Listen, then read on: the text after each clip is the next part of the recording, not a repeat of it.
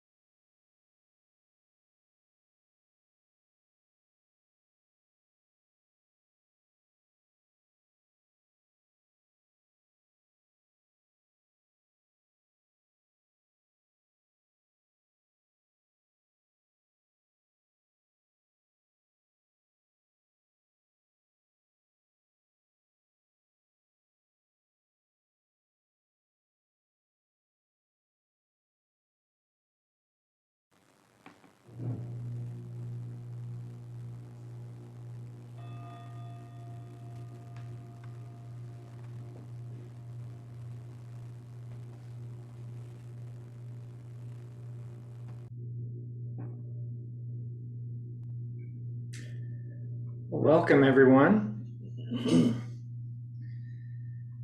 My name's Todd Bankler. If I don't know you, I'm one of the newly entrusted teachers at Appamont in Austin. Flint is traveling, starting or continuing his world travels. So I'll be filling in for you this week. So welcome to Inquiry. I was thinking about what little offering to bring to you guys for Inquiry this week. And what I wanted the main purpose of my even being here is to support and encourage your practice. So that's my intent. And when thinking about, what people find supportive and encouraging to continue a long, sometimes seemingly never-ending, onerous process of practice, we need a little encouragement. And going back, it's probably 1,000 years, there's a traditional little set of encouragements that have been given to students along the way in the form of the 10 ox herding pictures, right? Or the 10 bulls, or Kakawan's 10 bulls. And these are just little vignettes describing stages of practice. Of course, as the teachings will tell us, there are no stages of practice. But it's helpful to look at it in this way. And people find them encouraging. So the ox in the ox herding pictures, or the bull, represents enlightenment. Finding the traces of enlightenment, finding enlightened mind and enlightened activity.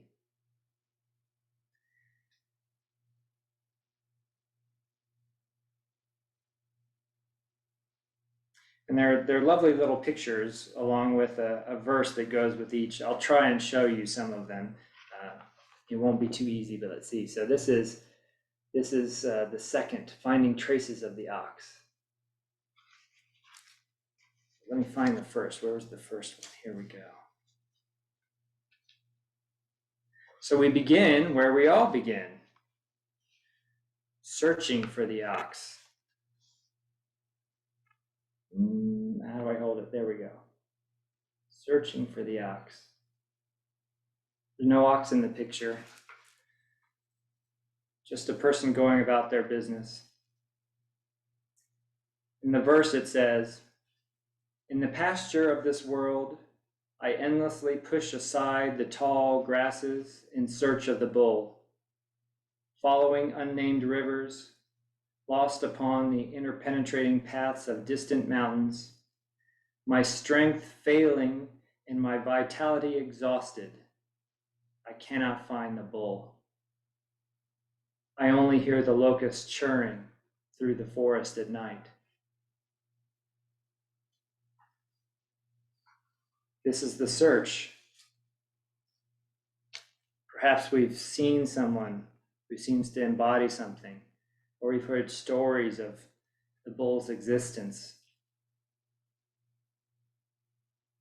We're searching, we're not finding.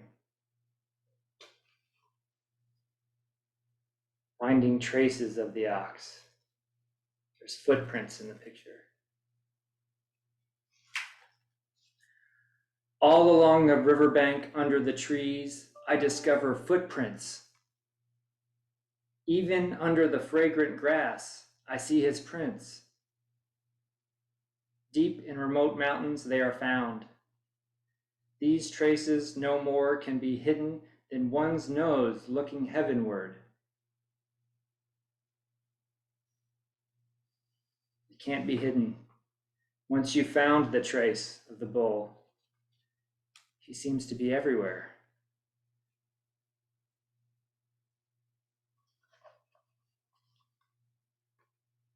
3, finding the ox.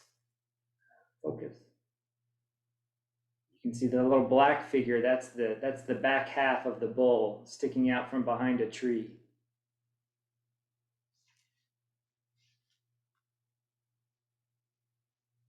I hear the song of the nightingale. The sun is warm, the wind is mild. Willows are green along the shore. Here, no bull can hide. What artist can draw that massive head, those majestic horns?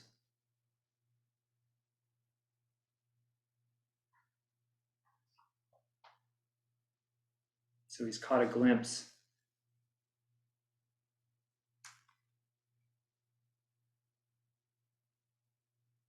This represents our first, maybe our first insights, our first awakenings that we stumble into, mostly accidentally.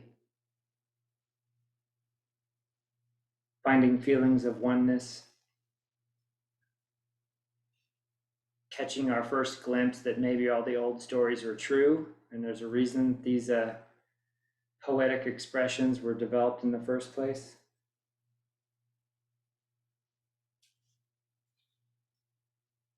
And now we're getting into it. Whoop, catching the ox.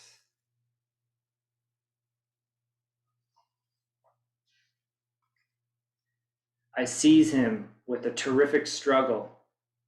His great will and power are inexhaustible. He charges to the high plateau, far above the cloud mists. Or in an impenetrable ravine he stands.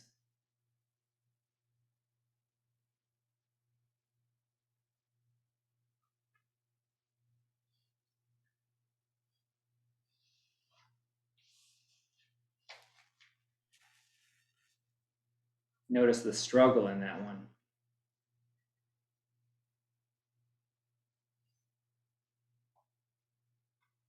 Five, taming the ox. Now you can see the ox is walking behind him on a little tether. The whip and rope are necessary, else he might stray off down some dusty road. Being well trained, he becomes naturally gentle. Then, unfettered, he obeys his master.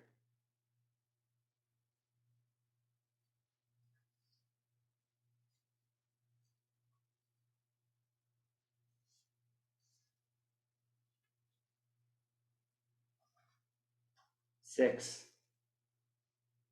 coming home on the back of the ox.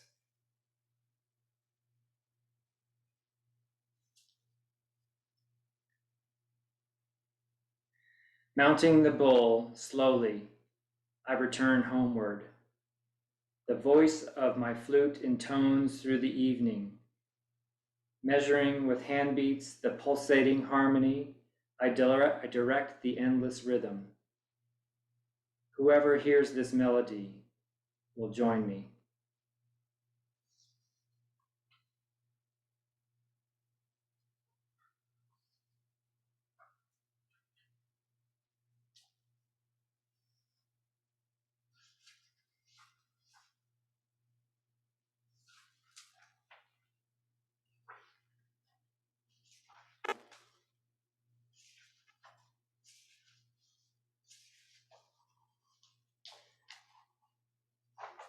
Seven,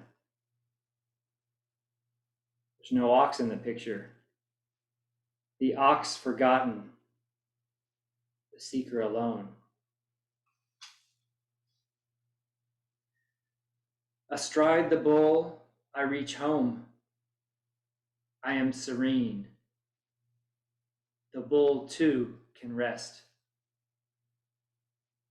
The dawn has come. In blissful repose within my thatched dwelling, I have abandoned the whip and rope.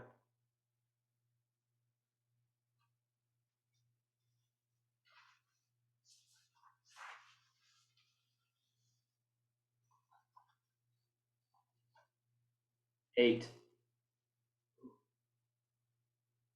Sorry, I'm getting confused. Ox and seeker, both forgotten.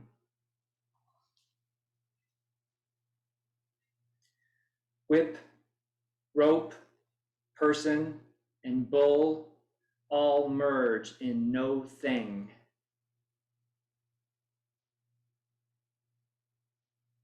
This heaven is so vast, no message can stain it. How may a snowflake exist in a raging fire? Here are the footprints of the patriarchs.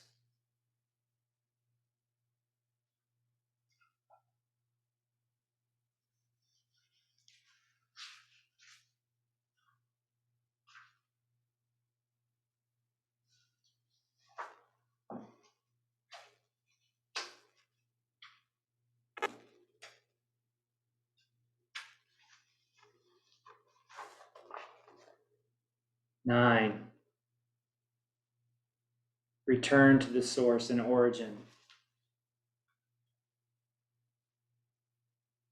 Too many steps have been taken, returning to the root and the source. Better to have been blind and deaf from the beginning. Dwelling in one's true abode, unconcerned with that without.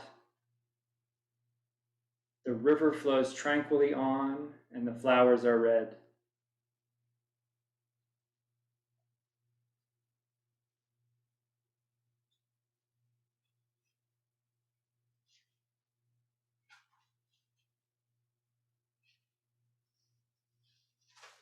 And the last one, the 10th ox-herding picture.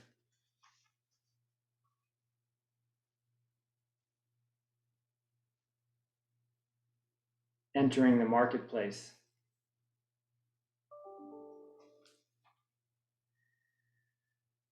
Barefoot and naked of breast, I mingle with the people of the world. My clothes are ragged and dust-laden, and I am ever blissful. I use no magic to extend my life. Now, before me, the dead trees become alive.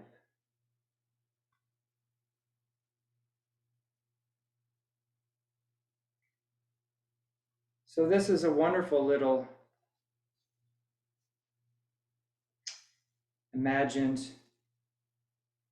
phases and states of practice that we go through on the journey of hearing about enlightenment, catching our first glimpse, finding the footprints, then catching the first glimpse, struggling with what it is, trying to master it and ride it, directing it like the Pied Piper to bring your friends along, releasing the bull,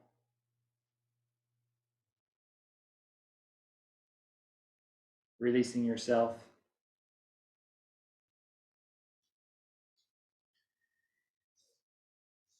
And just like the Bodhisattva vow, where does it ultimately go? It ultimately goes with them saying, might have been better to be deaf and blind and forget the whole thing in the beginning.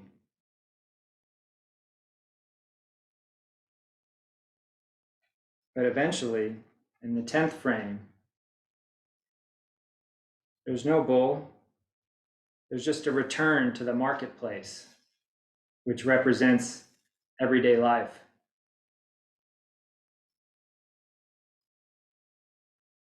It's bringing that presence and that big mind, that Bodhi mind, back to the marketplace, back to the grocery store and the bank, your place of work and school, sharing it with others. And that doesn't mean talking about it. Could be.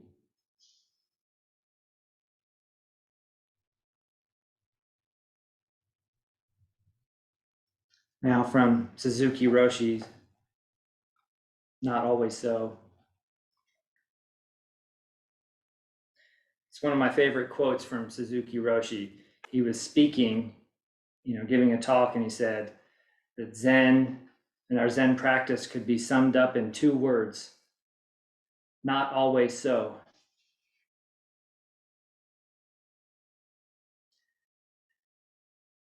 Not sticking to enlightenment. Real enlightenment is always with you, so there's no need for you to stick to it or even to think about it. Because it is always with you, difficulty itself is enlightenment. Your busy life itself is enlightened activity. That is true enlightenment. Hui Ning, the 6th ancestor, said, "To dwell on emptiness and to keep a calm mind is not zazen." He also said, "Just to sit in a cross-legged posture is not Zen." At the same time, I always say to you, just sit. If you don't understand what our practice is and stick to the words, you'll be confused. But if you understand what real Zen is, you will know that the ancestors' words are a kind of warning for us.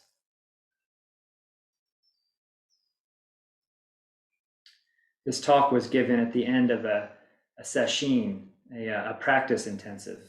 So he's giving some instructions now about re-entry into the marketplace, coming out of the session. Now our session is almost at an end, and soon you will be going back to your homes and becoming involved in your everyday activity.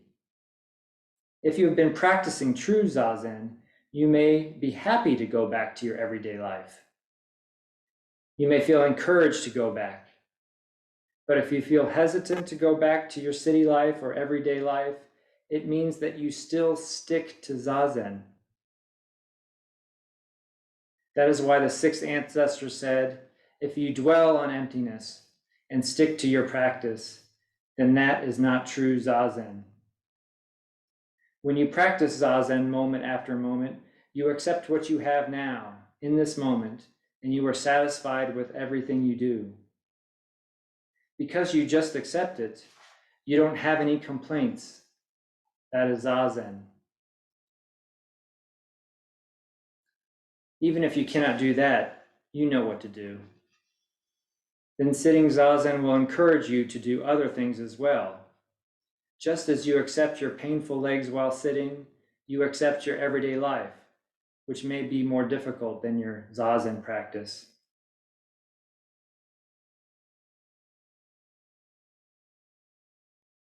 If you have come to have a taste of real practice, and then return to your busy activity without losing the taste of practice, that will be a great encouragement. Even though it is difficult, and even though you are busy, you will always have a taste of calmness in your mind, not because you stick to it, but because you enjoy it. When you enjoy it, you don't have to stick to it. So if you have a real taste of our practice, you can enjoy it all the time, whatever you do. You may think you have attained enlightenment, but if you are busy or in some difficulty and think you need to have that experience again, that's not real enlightenment, because it is something you're sticking to. Real enlightenment is always with you. So there's no need for you to stick to it or even think about it. Because it is always with you, difficulty itself is enlightenment.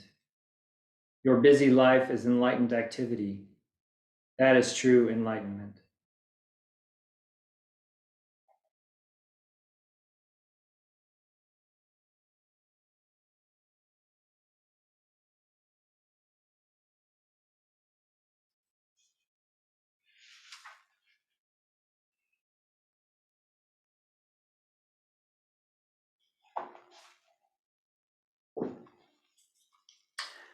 So we come to a place like this to practice. I'm all out of focus. What happened? Hello, camera. Yeah, you've gone out. Yeah, There you go.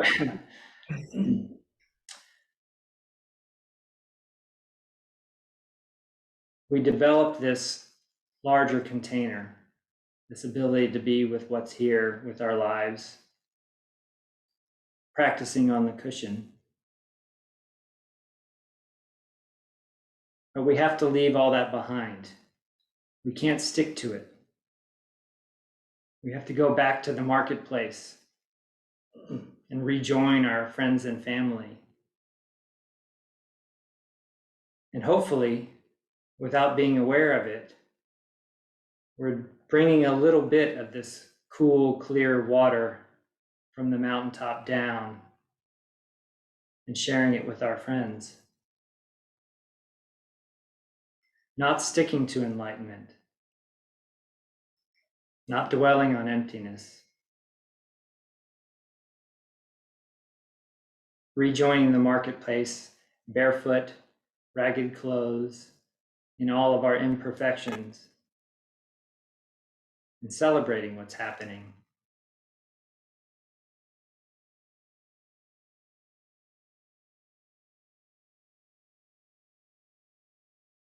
Reb Anderson used to say that Zazen, when we sit in Zazen, unmoved, upright, and dignified, we're expressing this attitude.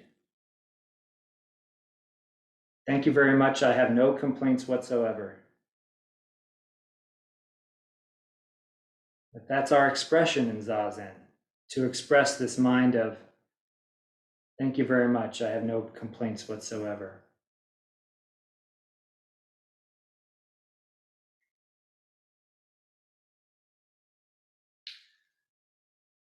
But as we walk this path together, we know it doesn't always go that way. And sometimes it's helpful to get together with our spiritual friends and see the ways that we're stuck with enlightenment, see the ways we won't let go of it, to talk about them together and meet them together. So if you're feeling a little stuck and want to inquire about it, the virtual chair is open.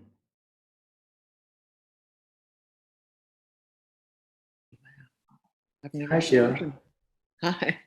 I've never spoken in inquiry, but I think I'm stuck in enlightenment a bunch of places, if that's possible. But anyway, I think I was stuck somewhere in there between 9 and 10.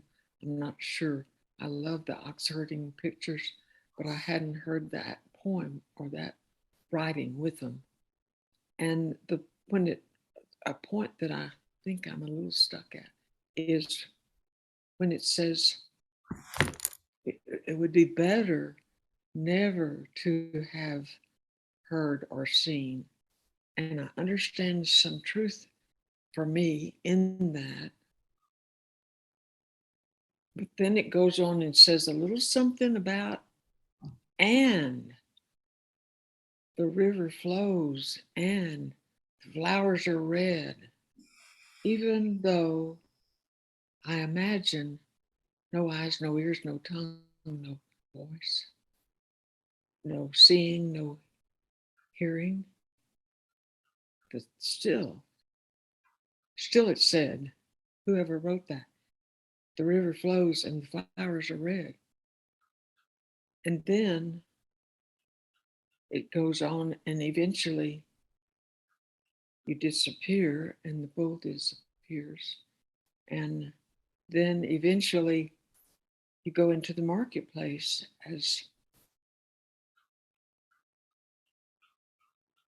a quote messenger, sharing, living it, hopefully living it in a busy, active life and enjoying, I think, enjoying what is, that eyes and ears and nose and all witness. Anyway, so I don't know if I'm stuck or if it's just a little bobble. But anyway, it's interesting, and I'm glad to be on the ox herding path, or maybe we're not. Maybe we're, it's just a metaphor for one way of looking at the whole thing.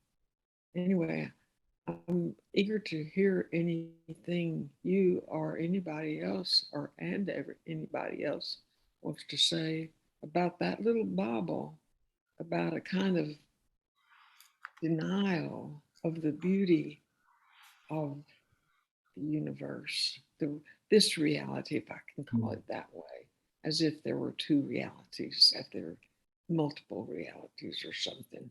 Anyway, that's my inquiry. What do you, Todd, and other folks feel about that? No eyes, no ears, no tongue, no all that stuff. I mean, that's true too, or something, but it's a little bit of a stumble for this old physicist, chemist, other person. Okay, shut up. Well, thank you for speaking up. It's good to hear your voice in here. So, thank you. You got in the hot seat today. I think the comment in the 7th or 8th picture, wherever it was, about better to have been blind and deaf from the beginning, is addressing the difficulty in letting go of our ideas of it, right? That by that time is 70 or 80% of the way through those pictures and paths, and is just starting to realize that he's been stuck on this idea of attaining it the whole time. And that maybe this map of the universe, this map that's been created of this practice path, is never really fundamentally true to begin with. And maybe it was best not to be chasing it. That's how I interpret the better to have not known in the first place. Of course, the other side of that is coming from someone who's realized it and who's living it, right? And that being deaf and blind and not hearing about it in the first place doesn't honor the fact that he wouldn't have been living with it at the beginning, living it out in the beginning.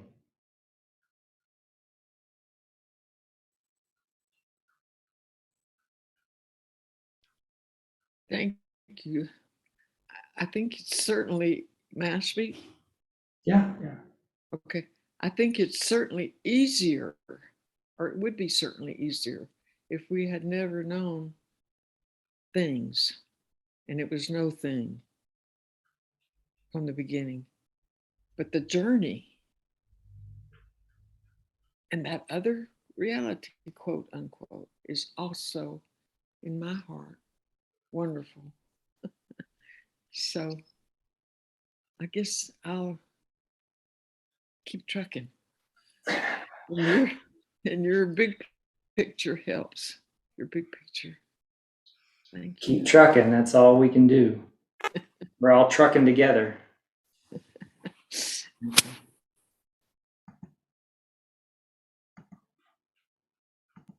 I wanted to say thank you, Todd, for sharing this today. I've always seen your name on all the emails we get, but it's a pleasure to meet you.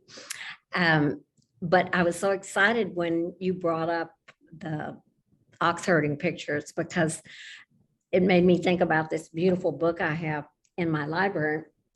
And it's called, can anybody see that? The Disappearing Ox, and it's by Lewis Hyde and Max Gimblett. So it's a modern version of a contemporary Buddhist tale. And it's just really great with all its beautiful paintings, like searching for the ox here.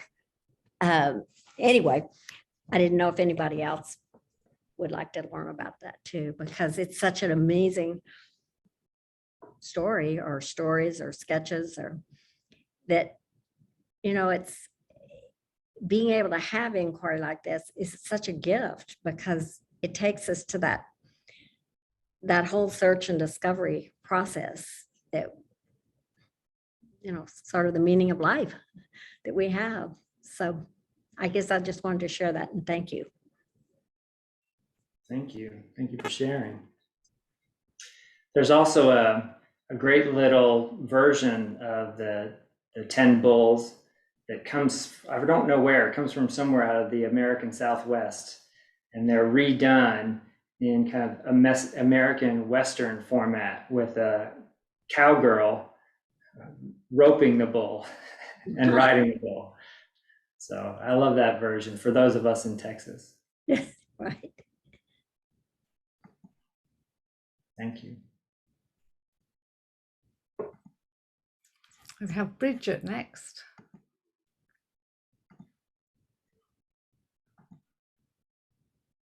Hi, Todd. Hi, Bridget. Well, that's what came to mind before you mentioned the cowgirl, because on Tuesdays I usually clean my house and then I stop so that I can join inquiry. But today I listen to country and western music. That's what I was brought up on because I was born in Pecos, Texas, which is the home of the world's first paid rodeo. So when you showed the figure where he's leading it around on the tether and then he gets up on it, I thought, oh gosh, don't, I thought of Willie Nelson's song, Mothers Don't Let Your Boys Grow Up to Want to Be Cowboys. And of course, by the time I was 13, we moved to a big city, so I had to completely change my persona in order to fit in. But I'd actually aspired to be Rodeo Queen of America because there was a girl from Pecos who got to go to New York City and be on To Tell the Truth. So you never know what's going to happen in terms of the ox or whether it's a bull but I like the idea that you said that could be turned into a story about a cowgirl. Thanks. I'd never seen this before, so I'm really glad to be introduced to it. Thank you. You're welcome. They've long been used as a little map and a little source of encouragement for people making their way down the path.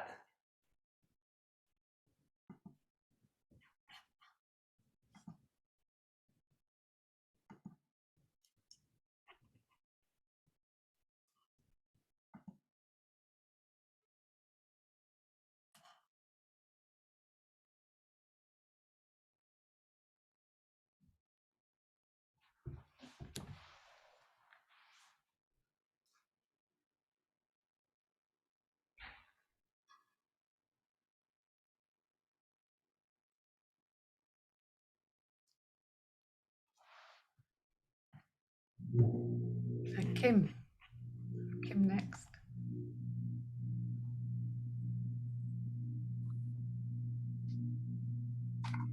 So one of the things I think we do when we see the ox pictures is we try to jump ahead. We think, well, all we have to do is go to the marketplace, or all we have to do is throw away the oxen ourselves, or whatever. And I remember at one point I was having lunch with my first teacher, and he said, "You seem to be rushing things. You have many lifetimes." And that kind of put that whole path thing in perspective. And also today in the Heart Sutra, the words "no path" jumped out, which is so curious because we talk so much about the path. But I think the tricky business is really that even though we know the path, if there is one, we can't be anywhere different from where we are. And one more thing is, I've often thought about the idea of a 10,000 photograph photographer and how you can't ever be there without taking 10,000 photographs. And no matter how hard you try or how many books you read or how smart you are. So it's that kind of thing, like you're just where you are. So that's all.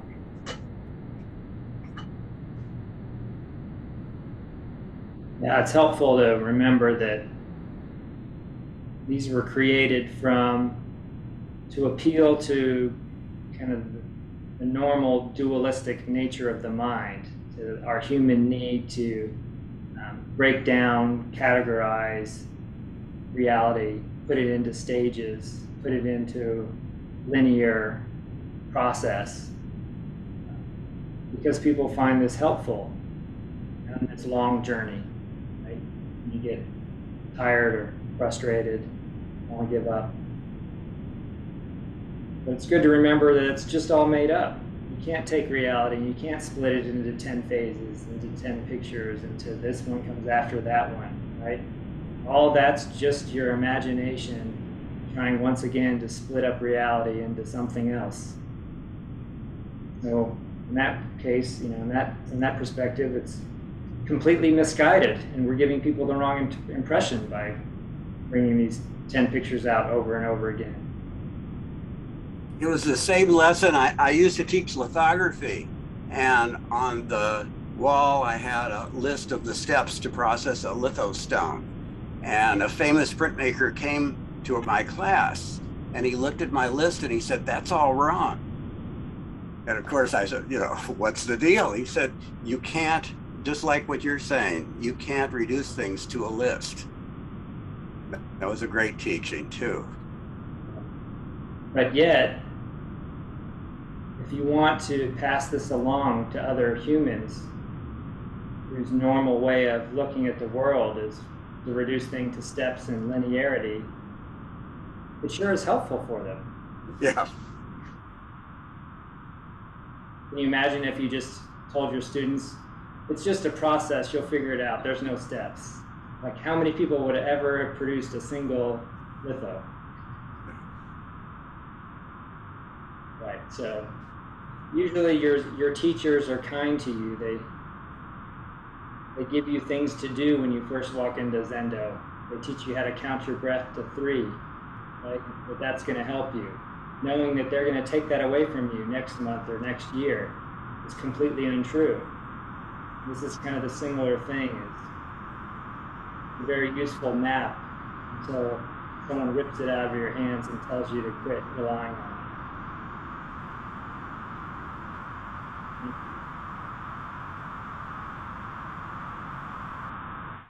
We have Ed next. Am I unmuted here? You are, yes. Okay, thank you. Hi, Todd, and thank you, first off, for the teachings and the inquiry session today. Very, very helpful. Those 10 images, or those 10 pictures and the words that went with it, the profundity that's in there is just immense. And it's like you could stop at each one and just ponder that and have inquiry on that for a session or 2 or 5. And I guess some of the things that were just said and something that Kim had just said relative to what we're doing and what things mean, like being on the road and the fact that there is no road, the duality that's in there, inherent in what we're doing, is pointed out in those 10 pictures. And obviously I think that 9th one really brings it home in a whole lot of different levels. And my craft that I practice is photography. And Flint said something some time back where he said, in terms of meeting life as it is, there's kind of a 3-step waltz there, where you pause, number 1, reflect, number 2, and then connect, number 3. And yes, in terms of making a list, it is a list, but it is helpful to have something where that list becomes ingrained and becomes a habit, and the habit becomes a way of life. Listingness of it goes away. And with the photography, and I've been mulling this question over for I don't even know how long, but one of the things that comes up, and it came up in February when we were in a session with Flint, and someone was asking, why do you photograph? What are you doing with that? And it, as so many things have, it had kind of a twofold answer. And one of those answers was that it's not so much what I'm doing with photography and imaging as what imaging and photography is doing with and through me as you gain those states of awareness and try and express that. And then on the other hand, related to a couple of things that Kim just said, with my imaging, I'm practicing making, what's the word, approximations of essence through making those approximations of essence visibly legible in terms that that you can share and others can see and react to. And I think that all falls in line with some of the aspects of the 10 ox herding pictures. And because we can never, I've heard it said more times than not, if you can explain what enlightenment really is, you don't know enlightenment. You can't explain it with words. So we're making those approximations of essence. And that in and of itself is something that feeds us as much as we share and may feed others. And that's my ramble. Thank you. Thank you for sharing. The lists are helpful, right? Yes. They are. That's how we build up the practice and the muscle memory until it's time to release them back to the wild and try and take it as a whole. There's a phrase that keeps coming back through the Zen stories, and I think predates Zen, from India. I was trying to find some references to them earlier, but you'll hear this phrase or metaphor of swallowing the Ganges River in one gulp. Right, the Ganges River was the biggest river, right? Unimaginably large, thousands of miles wide.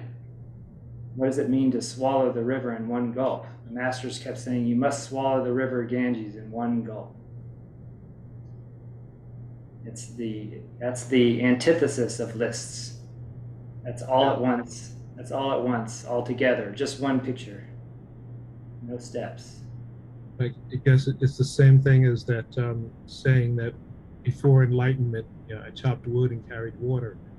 And after enlightenment, I chopped wood and carried water. Yeah.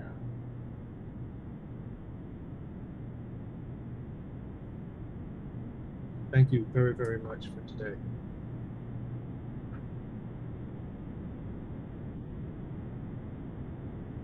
Okay, we have Liz next.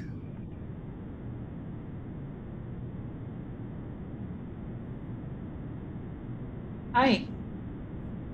It's good to see you, Todd. I saw you this weekend and missed going to talk to you in person. Yeah. So thank you for leading us today. I saw you as well. Sorry we didn't get to say hi.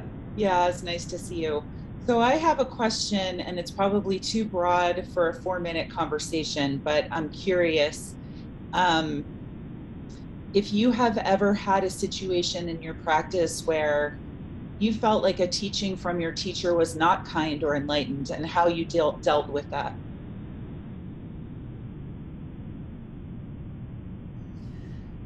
Yeah, I think we all have those moments. Suzuki Roshi says in his talks, most people have quite a bit of trouble with their teachers and find it difficult because they're usually pointing to something that we don't see yet, that looks, from our normal lens, might look like unkindness. And then we have the unfortunate human reality that all the teachers are just humans, and maybe they're just being unkind and acting out of their own conditioning. It's tough to tell. How would you know? Yeah, I think it's both are true, right? I think it's holding that both are true potentially. I think that's the initial step, is that we are triggered, and the triggers I've come to learn are really beautiful practice moments where you can really lean into the intelligence of the trigger rather than run from the trigger. I mean, these are all very common things, right? But then there's also this possibility that the rub from the teacher, you know, that their conditioning is meeting my conditioning, and then how to really be with that, you know, and stay. You know, I've got that wonderfully rebellious part of me that's like, okay, well, then I'm going to walk away from my practice because this doesn't feel good to me. But I know that that's not the answer. So I was really wanting to just hear about your process. Well, I think it's helpful to remember that it's not something that you have to do alone. Right? That those situations you're talking about arise in the meeting with the teacher, and they can be addressed in the meeting with the teacher and opened in the meeting with the teacher, and not something that you bury or take away and try and figure out on your own.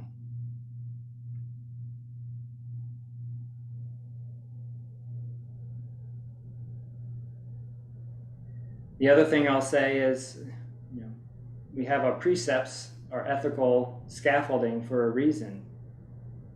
That a practice like this, with a focus on emptiness, impermanence, the hobgoblin of small mind, and the difficulty in figuring that out,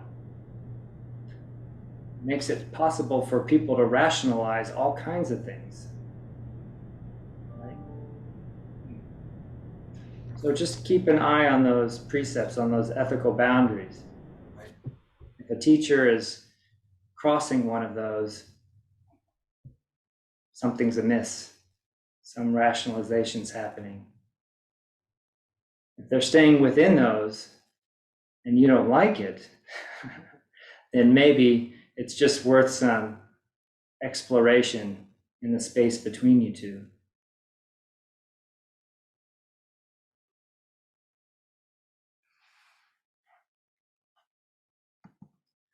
Well, I see we're at the end of our time. Thank you so much for your participation and helping to open each other up. We're all in this together, and we don't have much time. So we'll end with our normal chant. Caught in the self-centered dream, only suffering. Holding to self-centered thoughts, exactly the dream. Each moment, life as it is, the only teacher. Being just this moment, compassion's way.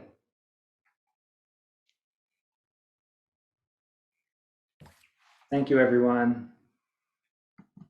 Don't stick to enlightenment. Enjoy your time in the marketplace. Smile while you do it. Thank you so much, Todd. And thank you all so much for being here today and helping to create this wonderful space. And if you'd like to make a donation to Appamada, please do go to the website at appamada.org/contribute. And there you'll see an opportunity to offer dana to teachers such as Todd, Flint and Peg, as well as other teachers and other events. You can make a one-time donation or set up a regular donation. And there's a little box on the donation site if you want to name where you want your donation to go to specifically. So thank you all so much for being here. And if you'd like to continue to meet and share and continue this conversation, then please do join myself and others on the virtual porch for a further 30 minutes. Thank you all so much. Thank you.